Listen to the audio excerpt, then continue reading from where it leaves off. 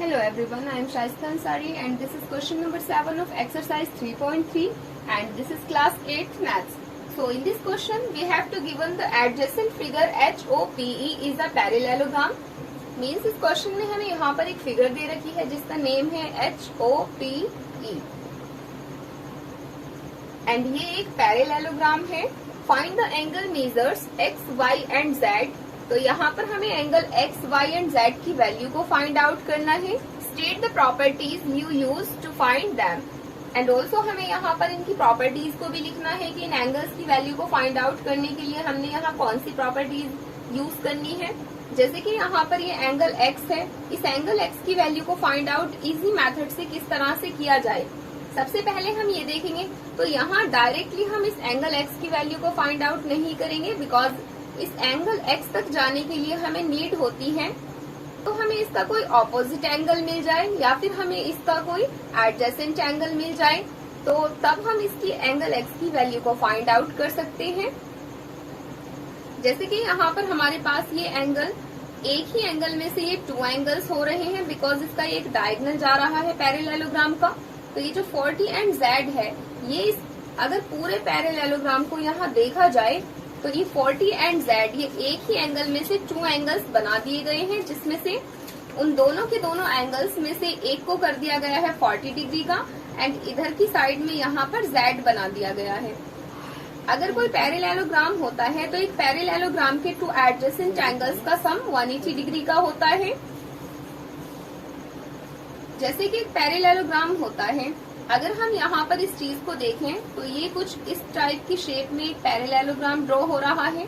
अगर इसमें से इस डायगोनल को रिमूव करें तो यहाँ पर जैसे कि हमें एंगल 70 डिग्री का दे रखा है, ये वाला एंगल हमारे पास जब 70 डिग्री का है तो इसका ये जो है ये इसका एक कॉरेस्पॉन्डिंग एक ही एंगल है.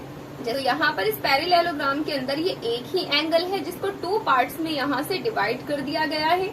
इसमें यहाँ पर ये जो 40 एंड z है ये इन दोनों एंगल्स की वैल्यू इस 70 डिग्री के इक्वल होगी बिकॉज है 40 degree and plus z is equals to 70 degree and ये 70 डिग्री के इक्वल क्यों हो रहे हैं 40 डिग्री प्लस z बिकॉज ये एक कॉरेस्पॉन्डिंग एंगल है.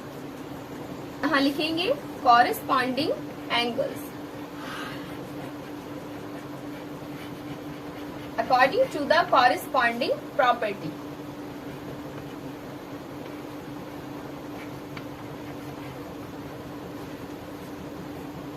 अब यहाँ से हमें इसकी हेल्प से z की वैल्यू मिल जाएगी. जैसे कि 40 डिग्री z के साथ में यहाँ ऐड हो रहा है तो उसको अदर साइड में ट्रांसफर करके 70 डिग्री में से हमें यहाँ सब्ट्रैक्ट करना होगा. जब हम इस 70 डिग्री में से इस 40 डिग्री को सब्ट्रैक्ट करेंगे तो हमारे पास यहाँ बचेगा 30 डिग्री. दैट्स मीन जो हमारा एंगल z है वो इक्वल है 30 डिग्री के. तो यहाँ से हमें इस एंगल z की वैल्यू मिल चुकी है जो 30 डिग्री के इक्वल है एंड अब हम इस एंगल z की हेल्प से यहाँ इस एंगल y की वैल्यू को फाइंड आउट करेंगे. तो एंगल एंड ये जो हमारा एंगल y है वो एंगल y है वो यहाँ पर इस 40 डिग्री का ऑल्टरनेटिव एंगल है. तो ऑल्टरनेटिव एंगल्स भी एक दूसरे के इक्वल होते हैं. जैसे कि यहाँ मैंने एक लाइन ड्रॉ की है.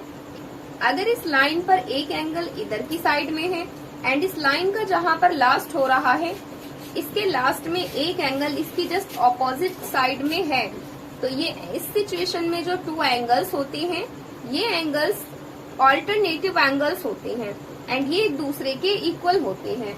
जैसे कि यहाँ पर हम देख सकते हैं कि इस 40 डिग्री में ये एंगल हमारा इस लाइन से ऊपर की साइड में जा रहा है एंड ये लाइन हमारी एंड यहाँ पर हो रही है. तो जो हमारा अदर एंगल है वो इसी लाइन के जस्ट ऑपोजिट साइड से जा रहा है. दैट्स मीन ये दोनों के दोनों एंगल्स ऑल्टरनेटिव एंगल्स हैं. तो ये जो एंगल y होगा वो इक्वल होगा इस 40 डिग्री के. तो एंगल y को लिखते हैं. So angle y will be equals to 40 degree because of alternative angles. तो यहाँ पर हमें एंगल z की वैल्यू भी मिल चुकी है एंड ऑल्सो एंगल y की वैल्यू भी मिल चुकी है. अब हमें यहाँ पर ओनली फाइंड आउट करनी होगी इस एंगल x की वैल्यू. तो एंगल x की वैल्यू को हम किस तरह से फाइंड आउट करेंगे? तो हमारे पास एंगल z की वैल्यू एंड एंगल y की वैल्यू यहाँ फाइंड आउट हो चुकी है। तो एंगल x की वैल्यू को फाइंड आउट करने के लिए इजी मेथड देखते हैं। जैसे कि यहाँ पर ये 2 एंगल्स दिए गए हैं, एक ही एंगल में से इसके 2 पार्ट्स किए गए थे एंड इस होल एंगल की मेजरमेंट यहाँ 70 डिग्री थी, बिकॉज इसमें से 2 पार्ट्स कर दिए गए थे जिसमें से एक एंगल की वैल्यू 40 डिग्री एंड एक एंगल की वैल्यू 30 डिग्री थी। तो ये टोटल मिलाकर के हमारा 70 डिग्री था। तो किसी भी पैरेललोग्राम में 2 एडजेसेंट एंगल्स का जो सम होता है वो 180 डिग्री होता है। दैट्स मीन यहाँ पर इस x का एंड इस 70 डिग्री का जो सम होगा वो 180 डिग्री का होगा। तो यहाँ लिखते हैं angle x plus 70 degree will be equals to 180 degree and इसकी प्रॉपर्टी कौन सी यूज हुई है इसमें? बिकॉज ये दोनों के दोनों एंगल्स एडजेसेंट एंगल्स हैं। अब जैसे कि यहाँ हम देख सकते हैं कि एंगल x के साथ में लेफ्ट हैंड साइड में 70 डिग्री ऐड हो रहा है, तो वो अदर साइड में जाकर के यहाँ सब्ट्रैक्ट हो जाएगा एंड जब ये 70 डिग्री 180 डिग्री में से यहाँ सब्ट्रैक्ट होगा तो हमारे पास बचेगा 110 डिग्री। तो एंगल x की वैल्यू हमारे पास आ चुकी है 110 degree. So this was the answer of this question and now let's come to the next question.